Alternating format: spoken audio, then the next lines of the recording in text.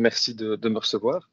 Je travaille donc pour l'Institut belge du numérique responsable et donc je viens présenter un petit peu ce qu'on fait et surtout vous montrer un outil qu'on a développé justement pour donc un guide des achats numériques responsables. Donc je vais vous présenter tout ça. Hop, hop, hop. Alors, numérique responsable, c'est depuis 2014 de façon un peu officieuse. On appelait d'abord ça du Green IT. Et puis en 2018, l'Institut du numérique responsable en France est né. Ensuite, on a l'Institut belge pardon, qui est né en 2020 et on a également l'Institut suisse qui a vu le jour, qui doit fêter ses 1 an ici en février. Numérique responsable, qu'est-ce que c'est en fait? L'idée, c'est de prendre les 3 P du développement durable, People, Planet, Prosperity pardon, et de les traduire pour le numérique. On va avoir le Green IT, donc c'est vraiment réduire l'empreinte du numérique, réduire l'empreinte que vous avez avec un smartphone, avec vos PC, avec notamment les achats.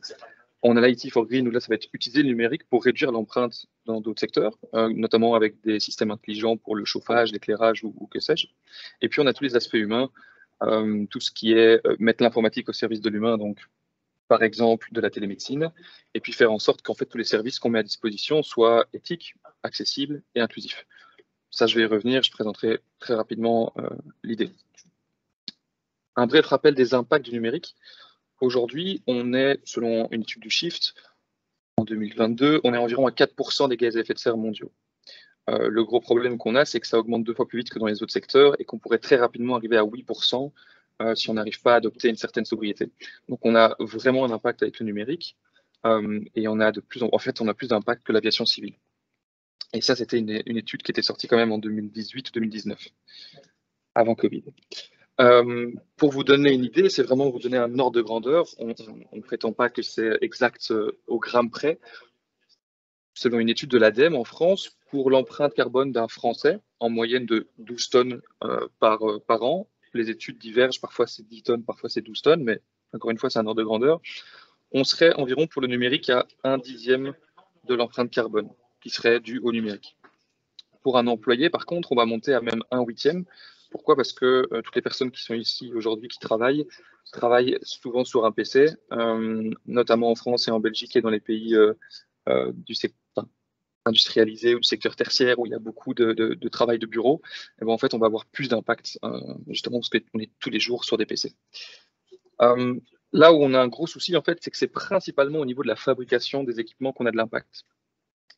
Si vous prenez un iPhone 11, et donc ça, c'est les chiffres d'Apple, c'est vraiment Apple qui donne les chiffres, pour un iPhone 12, donc sur l'analyse du cycle de vie, donc d'aller chercher les matériaux, produire l'équipement, le shipping et puis l'utilisation et la fin de vie, on est à 72 kg d'émissions carbone en équivalence. Donc, quand vous allez acheter votre GSM à la FNAC, votre iPhone 11, vous avez 3 sacs de ciment en sortant de la FNAC. Encore une fois, c'est les chiffres d'Apple. Ils ont fait l'analyse du cycle de vie et on remarque qu'en fait, 80% des émissions carbone viennent de la production. Donc, c'est vraiment au niveau de la production qu'on doit faire un effort. Pourquoi? Principalement également du fait qu'il y a des ressources qu'on doit aller chercher pour produire tous ces équipements. Donc, si vous prenez un smartphone classique, 40 à 60% de sa masse, ça va être des terres rares, des métaux rares, de l'or, du cuivre et tout ça. Dans un smartphone, on va retrouver 60 à 70 éléments du tableau de Mendeleïev. Et donc, comme je le disais, à l'instar de l'or, vous n'allez pas trouver des lingots d'or directement dans le sol, vous allez devoir aller extraire toutes ces matières pour produire ces équipements. Les équipements, il y a une myriade d'équipements. On va avoir des équipements réseau, des centres de données, des téléphones, des imprimantes. Donc, c'est vraiment tout un écosystème, en fait, le numérique aujourd'hui. Pour vous donner une hiérarchie des impacts, donc là, c'est une étude des Verts de l'Europe. Donc, c'est vraiment au Parlement européen, c'est le groupe des Verts qui a demandé une étude et l'étude est sortie tout récemment, fin 2021. On remarque que dans l'écosystème numérique européen, l'impact vient principalement des terminaux des utilisateurs. Là où les équipements réseau et les centres de données ont moins d'impact. C'est vraiment au niveau des équipements utilisateurs. Pour vous donner un ordre de grandeur, encore une fois, on serait environ à 100 millions de serveurs dans le monde, 1,4 milliard d'équipements réseau et 35 milliards d'équipements réseau pour 7 milliards d'humains.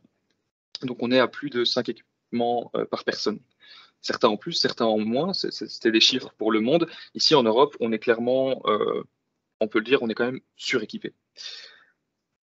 Encore une fois, au niveau mondial, cette fois-ci, là, à gauche, ce sera pour tout ce qui est Europe, mais à droite, je reprends des chiffres au niveau mondial. Dans la hiérarchie des impacts, c'est d'abord la fabrication des équipements utilisateurs, de par leur nombre.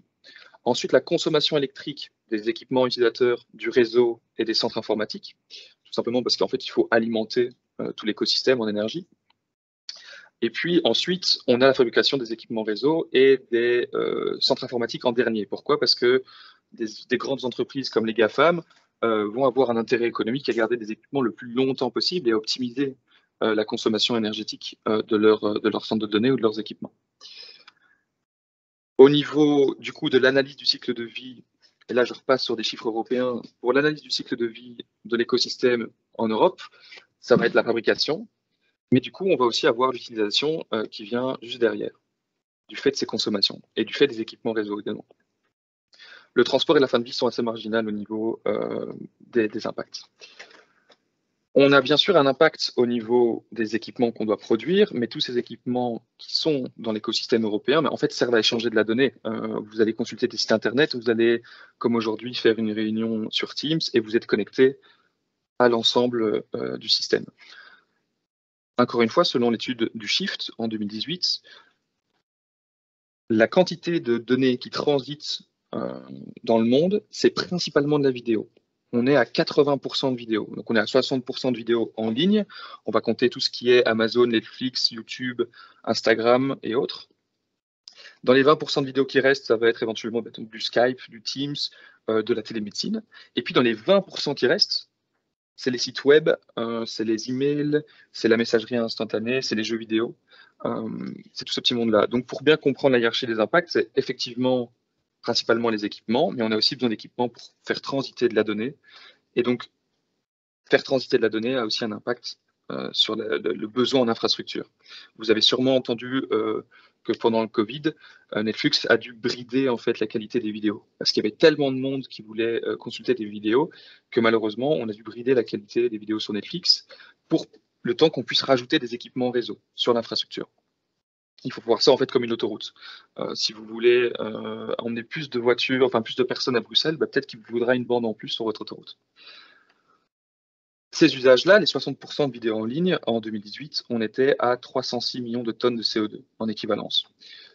Pour vous donner un ordre de grandeur, une tonne de CO2, on serait sur un vol aller-retour Paris-New York pour un passager. Donc, le numérique a réellement un impact. On est dans ce call depuis 14 heures. Beaucoup d'entre vous ont potentiellement gardé votre vidéo malgré que vous ne faites que regarder ce qui se passe et que vous ne faites qu'écouter des intervenants. Pour la petite info, en coupant votre vidéo, vous allez utiliser 20 fois moins de bande passante. Donc en termes de consommation de données, vous réduisez par 20 votre impact en coupant la vidéo et en gardant juste le micro. Donc si votre micro est coupé, c'est encore mieux. Encore une fois, je le disais, c'est principalement la vidéo. Les technologies ont augmenté. En 1992, on était à 100 gigabytes de transfert de données par jour dans le monde. Dans le monde. En 2002, on était à 100 gigabytes par seconde. Aujourd'hui, on est à 150 700 gigabytes par seconde qui sont échangés partout dans le monde. Pourquoi? Parce que les technologies s'améliorent et qu'en fait, maintenant, si avant ça prenait peut-être 5 minutes pour envoyer un mail, maintenant c'est en instantané et vous pouvez consulter des vidéos qui consomment énormément de data, mais vous pouvez les consulter parce que les technologies sont là. L'intérêt, forcément, ça va être de réduire un petit peu les besoins d'infrastructure, avoir éventuellement moins d'équipements, augmenter leur durée de vie, diminuer les besoins en bande passante et aussi rationaliser l'usage en fait des serveurs, par exemple. Il y a des solutions qui existent au niveau des achats, et ça c'est pour ça que je suis là, je vais vous en parler juste après, mais aussi au niveau des sites internet, on peut faire ce qu'on appelle de l'éco-conception. Donc juste créer des services informatiques qui vont être en fait plus sobres, qui vont réduire éventuellement les coûts ou qui vont proposer des gains en performance. Et puis derrière, c'est potentiellement une meilleure accessibilité et une meilleure expérience pour vos utilisateurs. Je le disais, le numérique aujourd'hui, c'est des impacts environnementaux, une industrie qui évolue, utilisation de ressources, création de déchets. C'est aussi des impacts sociaux sur toute la durée sur tout le cycle de vie. Donc, que ce soit l'extraction des matières premières, à la fabrication des composantes et des produits finis, à l'utilisation, et ça c'est ce qu'on fait aujourd'hui, c'est l'utilisation d'un smartphone, l'utilisation d'un casque Bluetooth, et puis à la fin de vie. On a par exemple pas mal de déchets en fait qui transitent Normalement, il y a convention de Bâle qui interdit que certains déchets transitent dans les pays. Dans les pays. Malheureusement, c'est contourné et on a beaucoup de trafic illégal en fait dans le monde. On estime, Interpol donne 60%, Greenpeace plutôt 90%. Donc on se situe entre ces deux chiffres-là. Mais donc on pourrait dire qu'on a 3/4 en fait, malheureusement, de nos équipements qui passent par des trafics illégaux et qui se retrouvent donc, comme dans des pays comme le Ghana, où en fait on va brûler à ciel ouvert les équipements pour récupérer le cuivre ou pour récupérer les matières premières. Pourquoi? Parce que dans ces pays-là, on n'a pas encore de normes sanitaires ou environnementales aussi poussées qu'ici en Europe, par exemple. Très rapidement, un petit zoom sur les aspects sociétaux à l'usage. Aujourd'hui, on utilise énormément d'outils numériques, que ce soit pour le télétravail, écouter de la musique, se divertir, des jeux vidéo, regarder des vidéos, même pour les applications de banking. Aujourd'hui, la finance, Uber Eats, si vous voulez commander quelque chose à manger. Donc, il y a énormément de choses qui sont aujourd'hui digitales. On va avoir des problèmes en termes d'accessibilité et d'inclusion. Très rapidement, l'accessibilité, c'est l'idée de dire que si vous avez des personnes qui sont atteintes de porteuses de handicap, elles n'auront pas accès aux mêmes services que vous. Une personne malentendante ne peut pas forcément écouter un vocal ou écouter une vidéo en ligne. Une personne qui est atteinte de daltonisme ne verra pas certains jeux de couleurs, donc il y a un intérêt à penser à tout le monde. Il y a aussi des aspects d'inclusion, des personnes qui n'ont malheureusement pas les accès aux équipements ou qui n'ont pas les compétences. Ma grand-mère de 85 ans ne sait pas utiliser Taxon Web et elle ne sait pas non plus utiliser un PC tout court. Donc il y a des enjeux à ce niveau-là. On aura aussi des enjeux de cybersécurité, d'éthique, on pourrait parler des GDPR, et aussi des aspects sur la santé et le bien-être, mais ça c'est un autre débat. Pour tout ce que j'ai présenté avant, si ça vous intéresse, on pourra en parler plus longuement après, enfin un autre jour, et je suis joignable. Principalement, enfin concrètement, le numérique responsable, on va pouvoir agir sur les objectifs de développement durable. 8 sur les 17, on va pouvoir gérer tout ce qui est meilleure utilisation des ressources naturelles, ça va vraiment être un des points clés aujourd'hui. On va pouvoir jouer sur tout ce qui est pollution des sols et des eaux, lutte contre le trafic de déchets, forcément lutte contre le réchauffement climatique. Et il y a aussi des aspects sociaux, mais donc d'éducation, d'égalité et d'inclusion, et puis aussi le travail forcé ou le travail des enfants, ou les conditions de travail en général. Qui peut faire du numérique responsable? Vraiment tout le monde. Ça va être les entreprises, les gouvernements, les services publics, les écoles, les universités et les associations. Je le disais, et je termine aussi rapidement là-dessus sur la présentation de l'Institut, on a en fait un réseau international, France, Belgique, Suisse. On espère d'ailleurs que ça va grandir et s'étendre un peu plus loin. On a aujourd'hui plus de 150 membres à l'international. Si je ne dis pas de bêtises, on doit être à 156 aujourd'hui. Et donc l'idée, c'est de pouvoir créer un réseau qui va pouvoir s'entraider. En Belgique, on est à 47 membres. On va retrouver un peu de tout, donc des grandes entreprises comme UCB, Luminus, Belfus, parfois aussi des associations comme la Fondation pour l'inclusion digitale, des universités ou des hautes écoles. Donc on a l'EFEC, l'ULB, la KU Leuven, et aussi des services publics, notamment Bruxelles Environnement, Bruxelles Formation, Circular Brussels. Donc on essaye vraiment en fait de promouvoir les bonnes pratiques. Dans nos actions, c'est ça, c'est promouvoir les bonnes pratiques, partager les connaissances, l'expertise, fournir des outils, des guides et des formations. Et donc forcément, aujourd'hui, j'étais là pour vous présenter un guide. Ce sera dans quelques slides. Et puis on essaie surtout de servir de point de référence. L'idée, c'est de pas remplacer les acteurs, c'est surtout de voir qui est actif, qui peut aider et dans quel sujet. Numérique responsable, ça va être pour tous les métiers et pour toutes les entreprises. Forcément, si vous voulez augmenter la durée de vie de vos équipements, ça passe par l'amortissement. Donc, éventuellement, vous devez voir ça avec votre comptable, votre département comptable. Mais le problème, c'est qu'avant de pouvoir amortir votre matériel sur 5 ans, vous devez vous assurer que vous allez en être capable. Et donc, là, on arrive sur le département achat. Comment est-ce qu'on met en place une politique d'achat responsable qui va nous permettre d'amortir ce matériel le plus longtemps possible? Il y a bien sûr d'autres aspects de communication, d'RH, de formation. Ce n'est pas le point de la journée. Qu'est-ce qu'on peut faire? Donc, étendre la durée de vie au maximum. On va penser réparable. Donc, je pense que Monsieur Reinhardt, je pense, avait présenté le Fairphone, qui malheureusement, effectivement, n'a pas de label. Mais on peut acheter des équipements qui vont être réparables. On va pouvoir augmenter leur durée de vie grâce à ça, ou en tout cas, ne pas devoir acheter neuf et pouvoir remplacer seulement les équipements dont on a besoin, donc utiliser moins de ressources. On va aussi pouvoir utiliser donc, effectivement l'économie circulaire, acheter des équipements de deuxième main. Et pour ça, on va aussi de nouveau réduire les déchets ou réduire la production à la base. Vous pouvez aussi maintenant acheter du reconditionné et il y a de l'offre qui commence à se à se créer pour des entreprises. Le gros problème qu'on va avoir en informatique, c'est que si vous avez une entreprise avec 100 collaborateurs, votre équipe IT, et pour 100 collaborateurs, ça va peut-être être une ou deux personnes, elle doit être capable de proposer du support à l'ensemble des collaborateurs. Et donc, si tout le monde a une machine différente, c'est très compliqué. Et donc, malheureusement, actuellement, les entreprises sont obligées d'avoir un parc informatique où les machines se ressemblent pour pouvoir, en fait, juste gérer ce parc. Maintenant, ça se développe. On a des entreprises, du coup, qui sont capables de vous vendre un parc informatique reconditionné. Je vais faire un bref rappel aussi du numérique en Europe et du GDAC. Le GDAC, forcément, il a été plus qu'introduit déjà aujourd'hui. J'ai entendu une question. Oui, non, c'est juste pour dire qu'il reste environ 10 minutes. Magnifique. Ah, 10 minutes, ok. Oui. Rapidement, aujourd'hui, on a en Europe un gros parc informatique. Un gros parc, en fait, au niveau de l'IT. 273 millions de PC, 156 millions de tablettes, 473 millions de smartphones. Tout ça, ça vient d'un rapport, en fait, dont je vous ai présenté ici déjà les chiffres en début de présentation sur l'écosystème et donc sur les impacts mais donc, de l'informatique en Europe, mais donc sur l'écosystème. En fait, c'est un gros levier, en fait, l'informatique en termes d'économie circulaire. Ça, je vais peut-être passer le slide, alors c'est un petit peu vous donner plus de détails, mais je peux passer. Les marchés publics, forcément, sont soumis à des achats informatiques, donc ils ont moyen d'agir. Ça, c'est forcément le tableau du Green Deal achat circulaire. Donc, réduire la quantité des matériaux, réduire la quantité de matériaux vierges, prolonger la durée de vie, maximiser la réutilisation et surtout réutiliser et recycler le plus possible. Les marchés publics, brièvement, le but, c'est d'acquérir et de mettre en place des services et des produits qui ont moins d'impact. Et donc, pour ça, il faut inclure des critères de durabilité. Je ne vous apprends rien.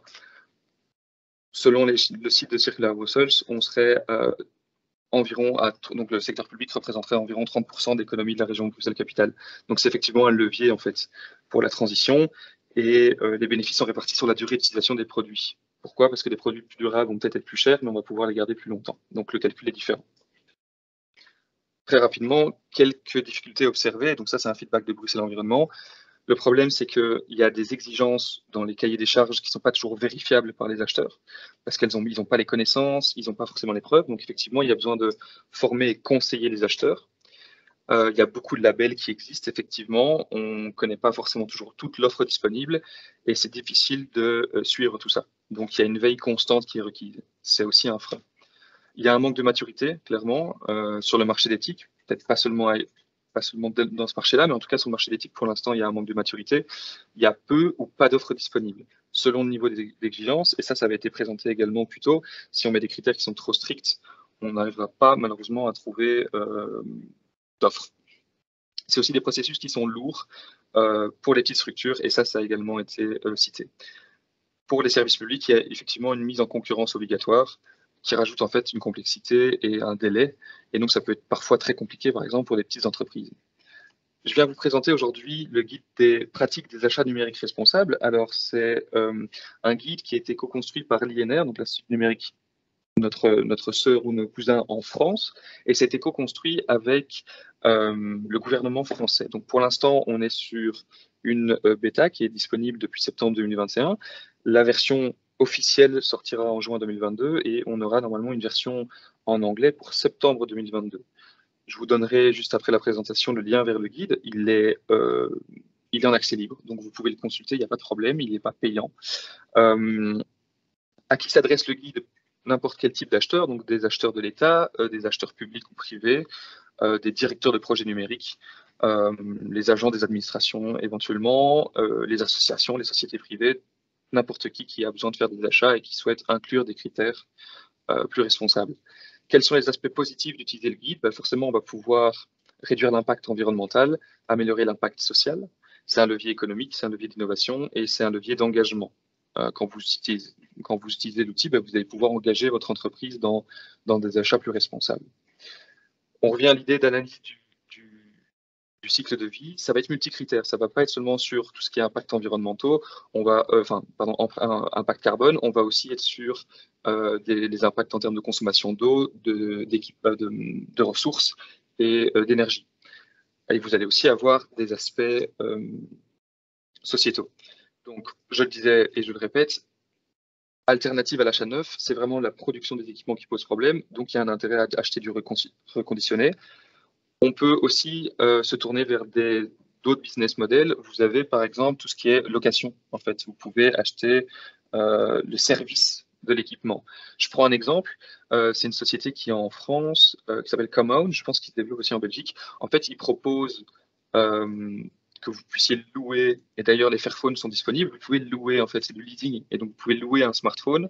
Au lieu d'acheter un smartphone et de l'amortir dans votre société pendant 3 ans, vous allez plutôt avoir la proposition d'avoir ce smartphone, le Fairphone par exemple, et pouvoir le louer. Et donc mensuellement, vous le louez, et vous allez aussi avoir du support à la réparation au besoin.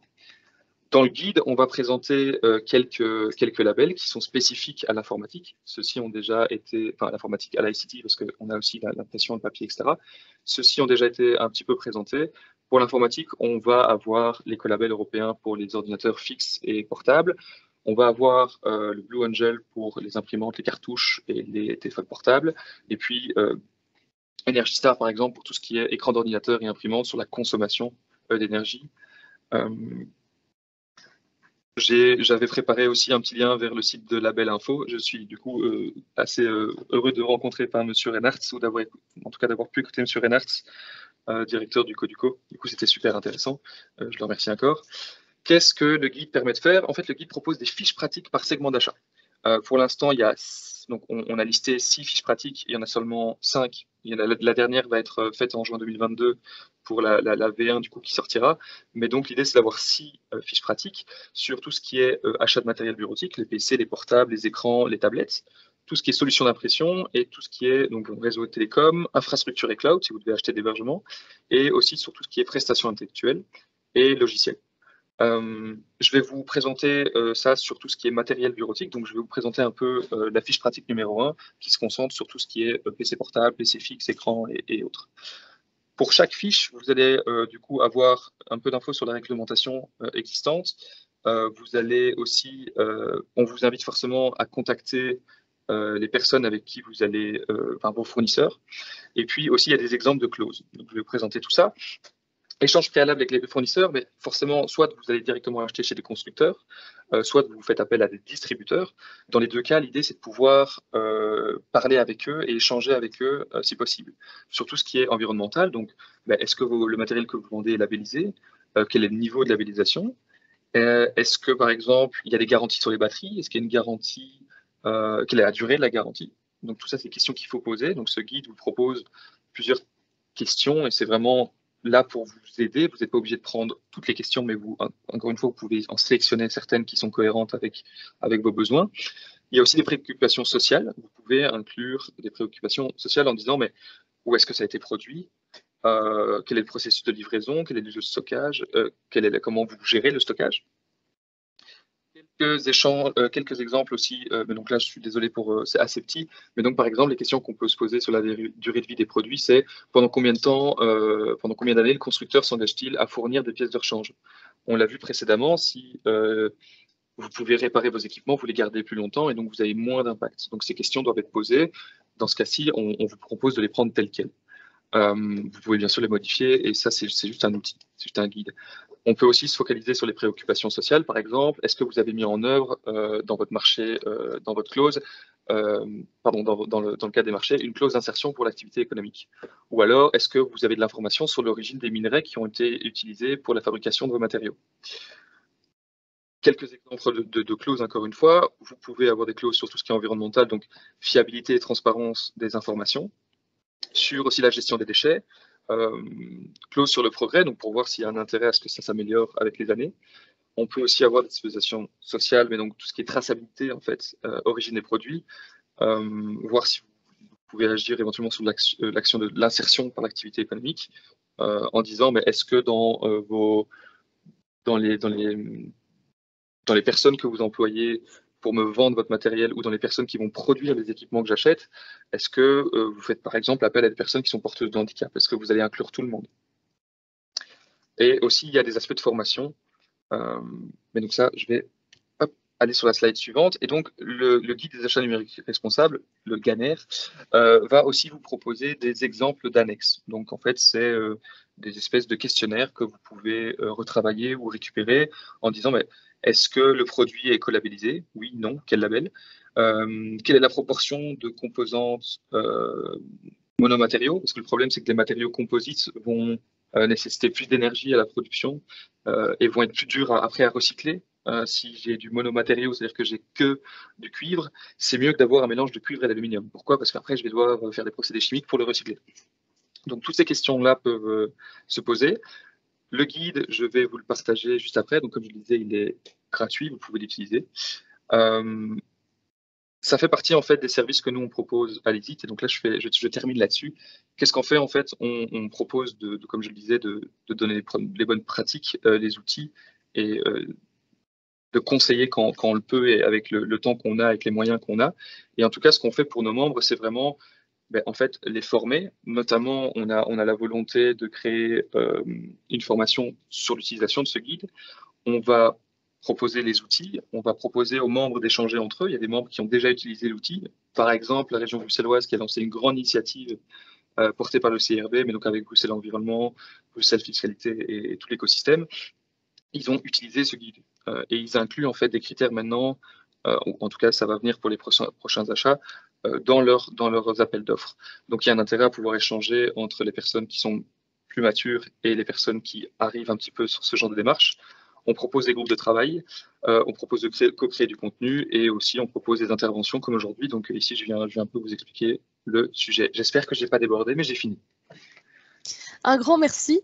Je ne vois pas de questions dans le chat pour le moment, mais comme on l'a dit, on partagera les présentations sur le site du Green Deal. Et donc, si vous avez des questions, n'hésitez pas à tout de suite contacter l'ISIT pour vos questions.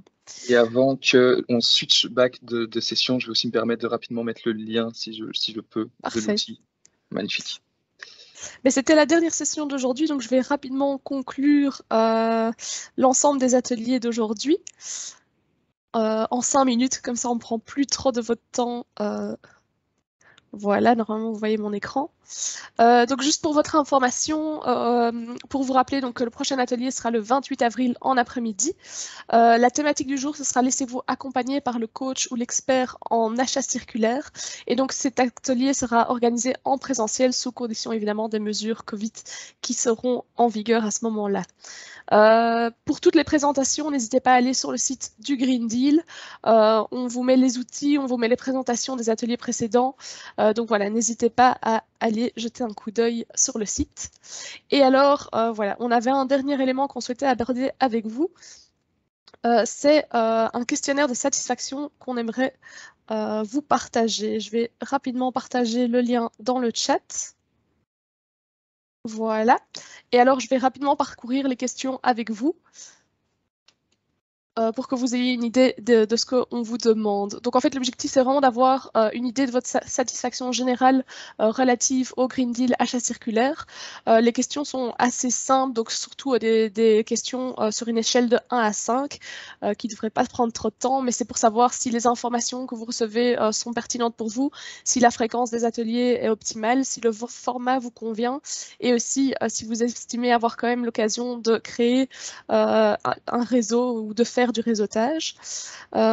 Ensuite, on vous demande par rapport au site du Green Deal justement si vous y trouvez bien les informations souhaitées, à quelle fréquence vous y allez et si vous souhaiteriez alimenter vous-même le site par un témoignage.